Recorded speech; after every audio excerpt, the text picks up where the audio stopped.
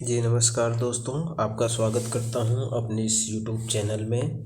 यदि आप उत्तर प्रदेश की तैयारी कर रहे हैं तो कितना पढ़ना है, इससे ज़्यादा आवश्यक ये होता है कि कितना नहीं पढ़ना है। क्योंकि हमें अगर पकड़ बनाना है अपने सिलेबस पे तो सबसे अच्छा कि हमें सिलेबस का नॉलेज होना बहुत ही आवश्यक है। तो आइए हम अब इसका अध्ययन करेंगे। लिखित परीक्षा का पाठ्यक्रम है और ये तो आइए दोस्तों, सबसे पहले जनरल नॉलेज अर्थात सामान्य ज्ञान का सिलेबस देखेंगे। हमें क्या क्या पढ़ना है। सामान्य विज्ञान पढ़ना है, भारत का इतिहास पढ़ना है और इस भारत के इतिहास में आपको प्राचीन इतिहास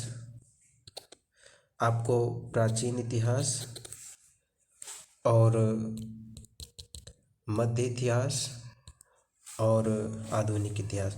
और प्राचीन इतिहास में आप जैन धर्म ज़्यादा फोकस कीजिएगा और बौद्ध धर्म, जैन धर्म और बौद्ध धर्म, और आप हड़प्पा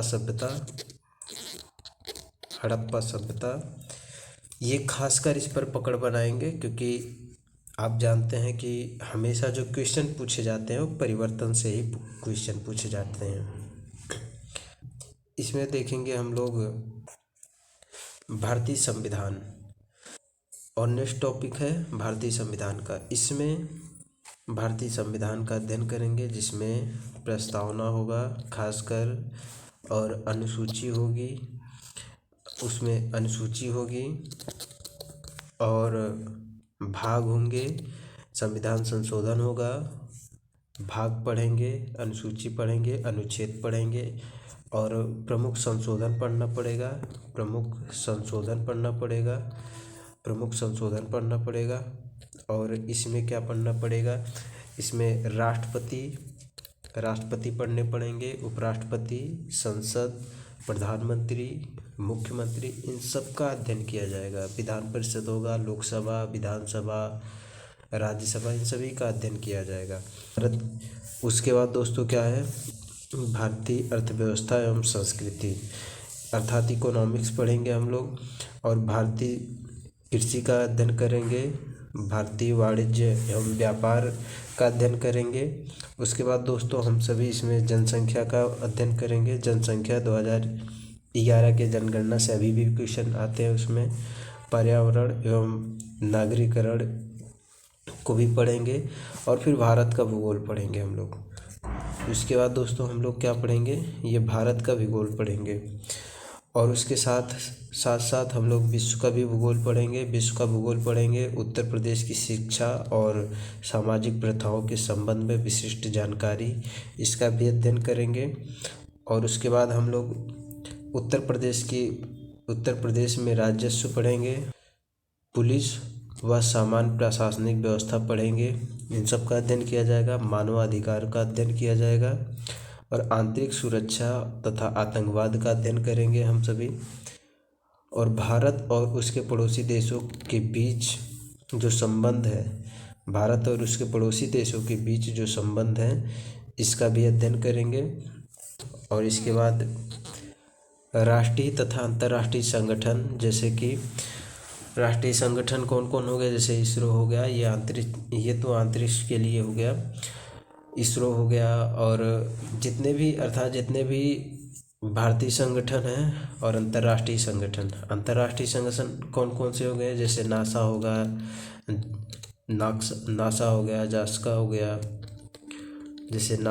जास्का हो गया, और उसके बाद यूनिसेफ हो गया, यूनेस्को हो गया।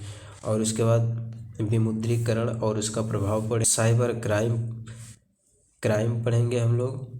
और वस्तु एवं सेवा कर अर्थात ये हो गया GST, इसका अध्ययन करेंगे हम सब। पुरस्कार और सम्मान का अध्ययन करेंगे, किस व्यक्ति को कौन सा पुरस्कार मिला, अभी 2024 में मिले हैं और 23 में भी मिले हैं, अर्थात ये हर वर्ष मिलता है। उसका जो अभी 2022-23 का है उसका अध्ययन करेंगे। और जितने भी देश हैं उनकी राजधानी, मुद्रा और कुछ संस्थान जिसके जैसे यूनिसेफ, यूनेस्को, इन सब का अध्ययन करेंगे। और महत्वपूर्ण दिवस जनवरी से लेकर दिसंबर तक इसका अध्ययन करेंगे। अनुसंधान एवं खोज इसका भी अध्ययन करेंगे। पुस्तक और उनके लेखकों का अध्ययन करेंगे। सोशल मीडिया कम्युनिकेशन इसका भी अध्ययन करेंगे। उसके बाद अभी तक तो ये जनरल नॉलेज पढ़ रहे थे हम लोग, और उसके बाद हम लोग को दोस्तों सामान्य हिंदी पढ़ना पड़ेगा सिलेबस में उत्तर प्रदेश पुलिस के। इसमें हिंदी और अन्य भारतीय भाषाएं हैं। हिंदी और अन्य भारतीय भाषाएं अर्थात उपभाषाओं का दोस्तों हिंदी व्याकरण का मौलिक ज्ञान इसका अध्ययन करेंगे। हिंदी वर्णमाला का अध्ययन करेंगे। तद्भव तत्सम का अध्ययन करेंगे। पर्यायवाची पढ़ना पड़ेगा, विलोम शब्द पढ़ना पड़ेगा और अनेकार्थक पढ़ना पड़ेगा। वाक्यांशों के स्थान पर एक शब्द इसका अध्ययन करना पड़ेगा।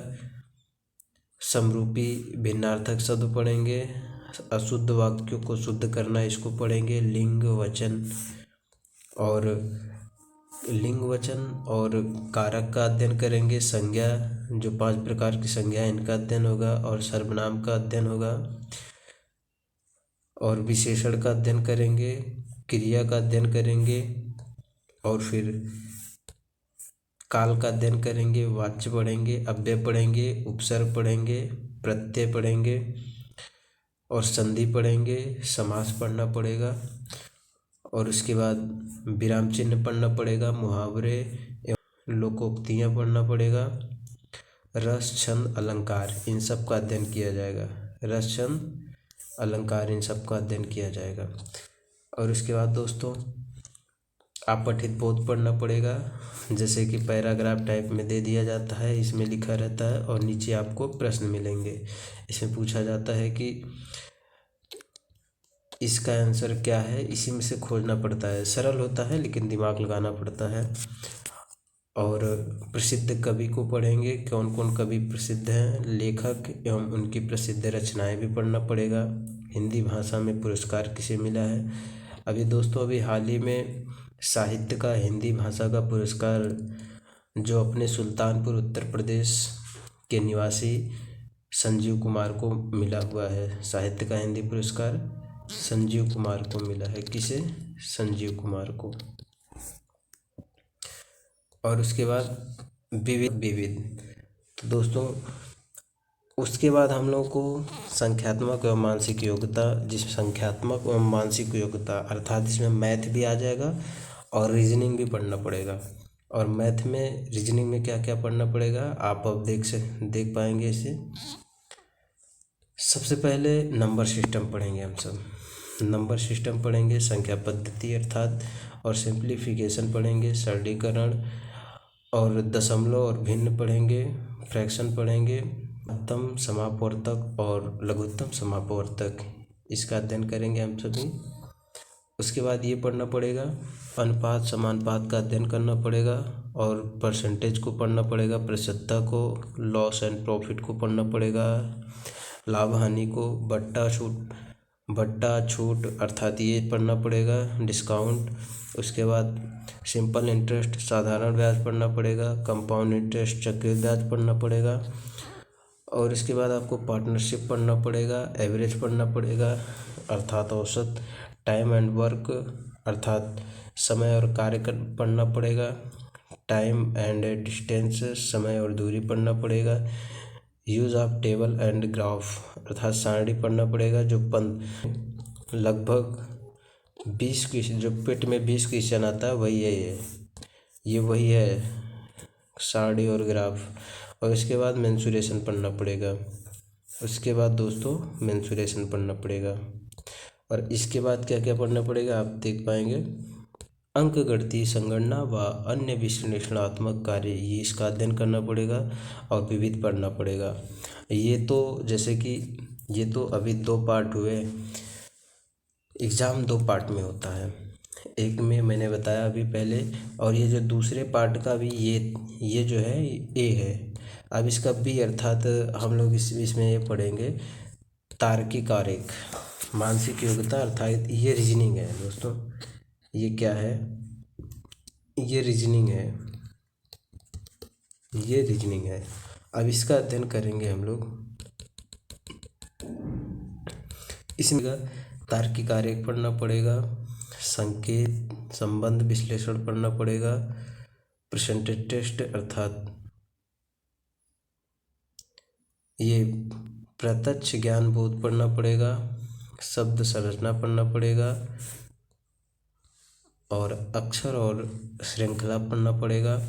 शब्द और वर्णमाला में आंशिक समरूपता पढ़ना पड़ेगा। व्यवहारिक ज्ञान परीक्षण होगा, ये पढ़ना पड़ेगा आपको।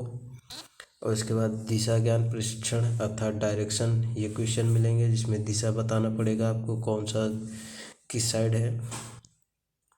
और उसके बाद आंकड़ों का तार्किक विश्लेषण ये पढ़ना पड़ेगा।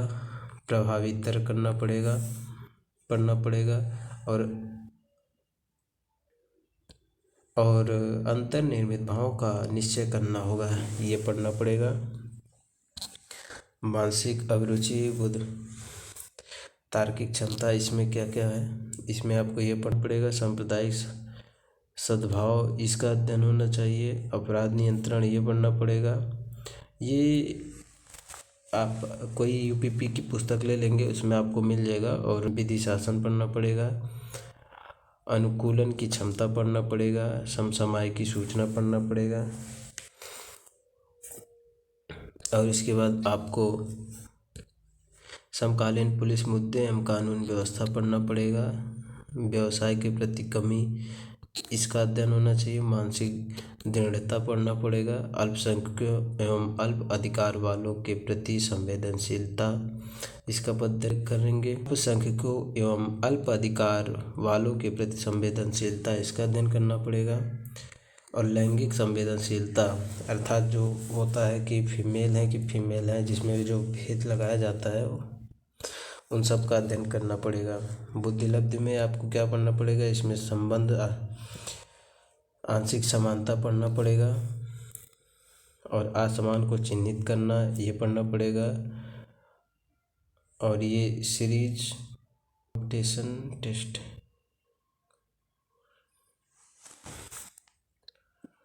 और दोस्तों आपको आगे लिपि और सांकेतिक लिपि को समझना पड़ेगा। दिशा का ज्ञान प्रशिक्षण करना पड़ेगा। और इसमें रक्त संबंध बनाना, ये वर्णमाला पर आधारित प्रश्न आएंगे। समय प्रशिक्षण अर्थात समय पर क्वेश्चन आएंगे। आरेख और चार्ट पर आएंगे प्रश्न। गणितीय योग्यता टेस्ट, इस पर प्रश्न बनेंगे। और ये सब सिलेबस है आपका, क्रम व्यवस्थित करना पड़ेगा। और इस समानता ये पढ़ना पड़ेगा। खाली स्थान भरना पड़ेगा।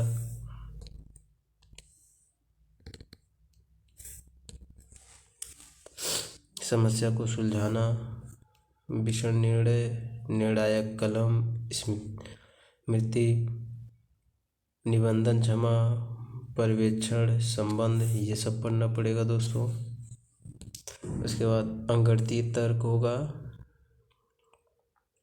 आकृति वर्गीकरण करना पड़ेगा। अंकगणितीय संख्या संकलन होगा। विचारों व प्रतीकों तथा उनके संबंधी से प्राप्त सामंजस्य की क्षमता, ये पढ़ना पड़ेगा, आपको करना पड़ेगा। और समाप्त हो गया दोस्तों। आपसे मैं रिक्वेस्ट करूँगा कि मेरे यूट्यूब चैनल एग्ज़ाम 80 को आप प्लीज़ लाइक करें, सब्सक्राइब करें, कमेंट करें। आपका सहयोग ही हमें आगे और ही मजबूत करेगा। इसलिए आपसे निवेदन है दोस्तों कि आप सब्सक्राइब करें हमारे चैनल को, लाइक करें और कमेंट करें।